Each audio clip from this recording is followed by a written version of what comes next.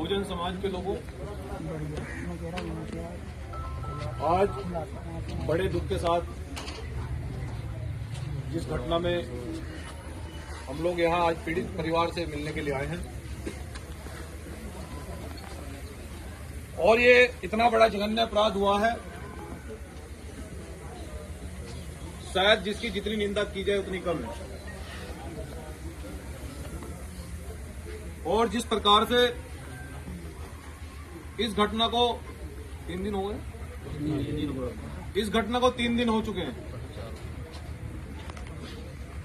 और जिस प्रकार से ये अपराध हुआ है, मुझे कहते हुए हिचकिचाहट हो रही है कि किस प्रकार से उस बेटी के साथ में अत्याचार करके उसको मारा गया। लेकिन आज 3 दिन हो गए, लेकिन सभी अपराधी अब तक भी पुलिस की गिरफ्त में नहीं है। और उसके बाद में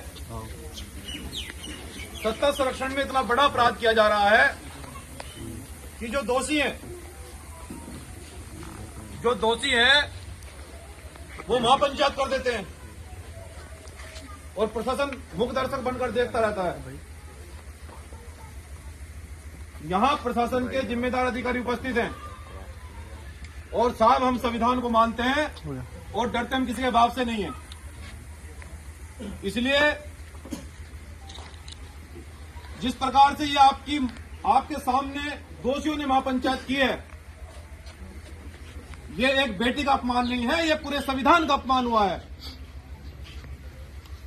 और जो गांव के प्रधान हैं, वो गांव के प्रधान दोषी को बचाने के लिए वो इधर उधर की बात कर रहे हैं। हम प्रशासन से आए तो मैं अपने परिवार से मिलने के लिए आया था। प्रदेश के प्रभारी जी बैठे उपस्थित, प्रदेश के अध्यक्ष हैं, सही प्रदेश की टीम है। ये जितने भी समाज के लोग आए हैं तो इन्हें पता लगा है कि आज हमारा भाई मिलने के लिए आ रहा है। लेकिन मैं प्रशासन के लोगों आपसे मैं अवगत कराना चाहता हूं, हम लोग एक देश में संवैधानिक आंदोलन चला रहे हैं और जिस प्रकार से ये घटना हुई है और जिस प्रकार से दोषियों को बचाने का प्रयास किया जा रहा है, प्रशासन के लोगों को ये पता रहना चाहिए कि सरकार बदलती रहती है। क्या सरकार में हम लोग नहीं आएंगे? क्या ये लोग, हमारे जो नेता हैं, ये सरकार में नहीं आएंगे?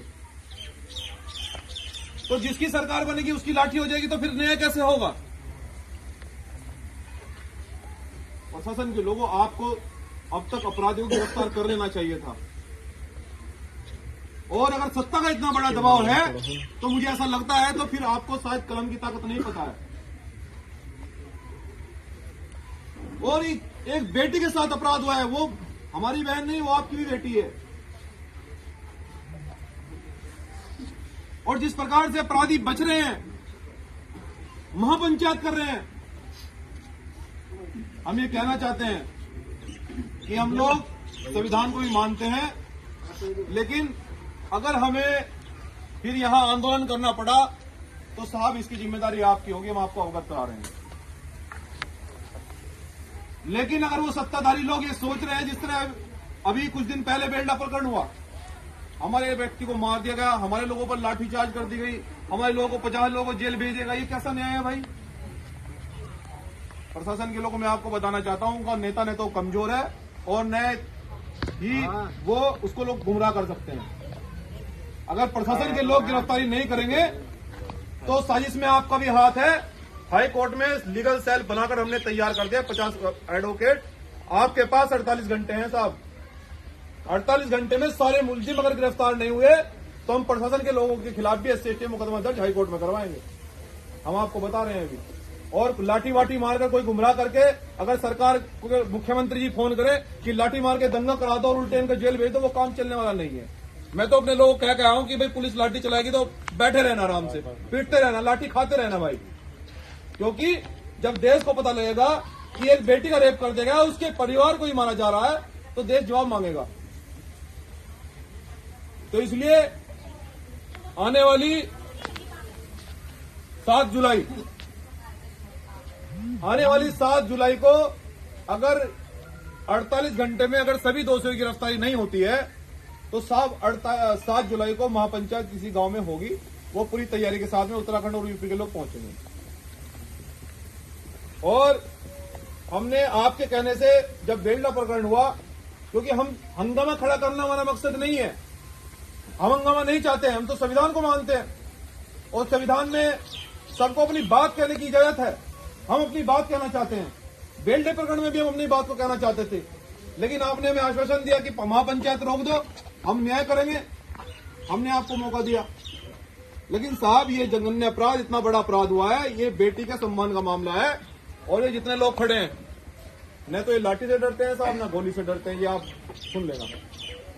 अगर हमें न्याय नहीं मिलेगा, फिर महापंचायत होगी, आप हमें जेल भेज दीजिए। हमें भी आप पीड़ित परिवार के एक सदस्य को जेल भेज दीजिए, हमें कोई फर्क नहीं पड़ता, लेकिन जब तक न्याय नहीं होगा, जब तक हम लोग आराम से नहीं बैठेंगे। आप कप्तान साहब से अवगत कराओ कि साहब बिना दोषियों को जेल भेजे मामला शांत होने वाला नहीं है। जब तक दोषी जेल नहीं जाएंगे, जब तक इस प्रकरण को शांत होने का कोई मतलब नहीं है। और ये मामला फास्ट ट्रैक में चलना चाहिए। इसका डिसीजन 1 महीने के अंदर आना चाहिए, एक महीने नहीं 2 महीने में आना चाहिए, ज्यादा से ज्यादा 2 महीने में, जिससे कि पता लगे कि न्यायपालिका मजबूत है। आज भी न्यायपालिका, आज भी कानून है। मैं प्रशासनिक अधिकारियों से कहना चाहता हूं कि हम संविधान को मानने वाले लोग हैं, कि ये जो हमारी बहनें बैठी थी, हमारी बहन बैठी है इंस्पेक्टर,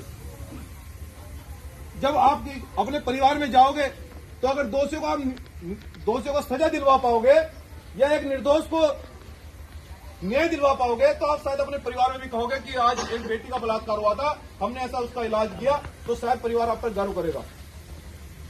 लेकिन अगर आप दोषियों को बचाओगे तो कल, आज नहीं तो कल परिवार को पता लगेगा कि आप तो यहाँ अधिकारी थे, आगे एक बेटी को न्याय नहीं दिलवा पाए। क्योंकि मैं इस बात को आपको इसलिए बता रहा हूँ, बहुत स्वाभिमानी लोग हैं हम, और ऐसा नहीं है सब एडवोकेट वकील पढ़े लिखे लोग बैठे हैं। मैं तो आपको कहना चाहता हूं कि आप अपनी कलीम का ताकत का उपयोग कीजिए, हम साथ हैं आपके। कौन आपको अधिकारी, कौन लेगा आपको सस्पेंड कर देगा, क्या करेगा, आपका ट्रांसफर करेगा ना। हम साथ खड़े हैं आपके, पुलिस के साथ खड़े हैं। आप न्याय कीजिए, उनको घर से निकालिए, और अगर आपसे नहीं निकल रहे आप हमें मोहलत दीजिए, हम निकालेंगे फिर। तो प्रशासन के लोगों, ये अपराध इतना बड़ा अपराध हुआ है, इसमें कोई गुंजाइश नहीं है।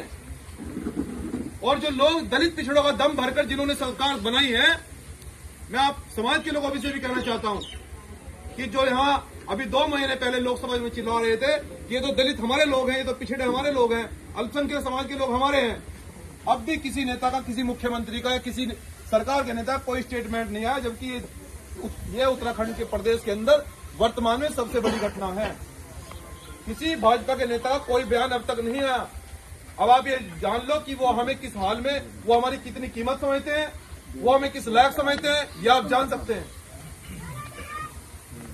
इसलिए सम्मानित प्रशासन के लोगों, आप दोषियों को बचाने का प्रयास न करें।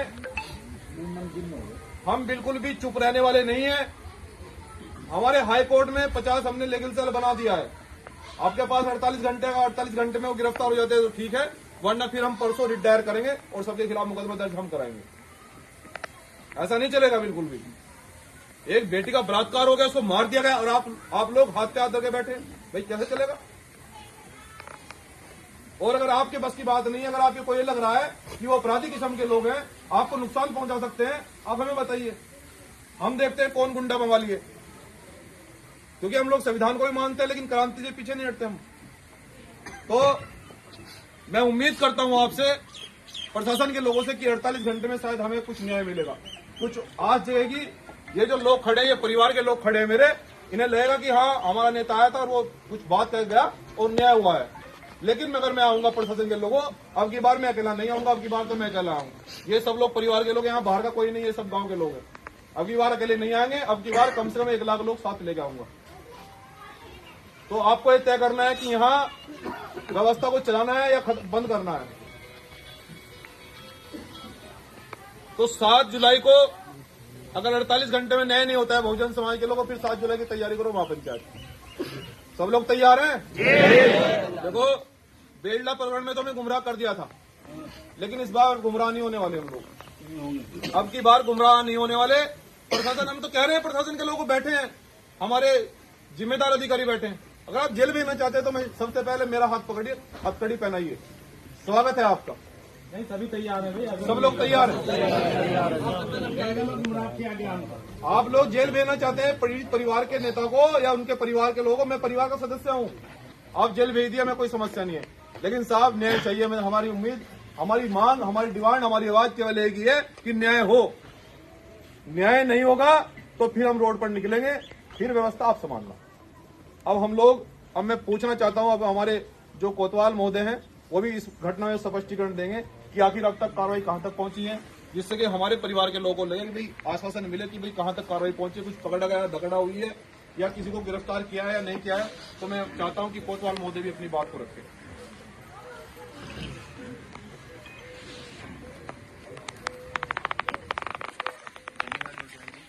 यहाँ पे मटियाल जी और यहाँ पे उपस्थित सभी ग्रामवासी, ये जो घटना हुई है, ये घटना के जिस दिन से ये घटना हुई 24 तारीख की सुबह 5 बजे हम लोगों को सूचना मिली और उसी समय से पुलिस ने अपना जो कार्रवाई थी उसको स्टार्ट किया।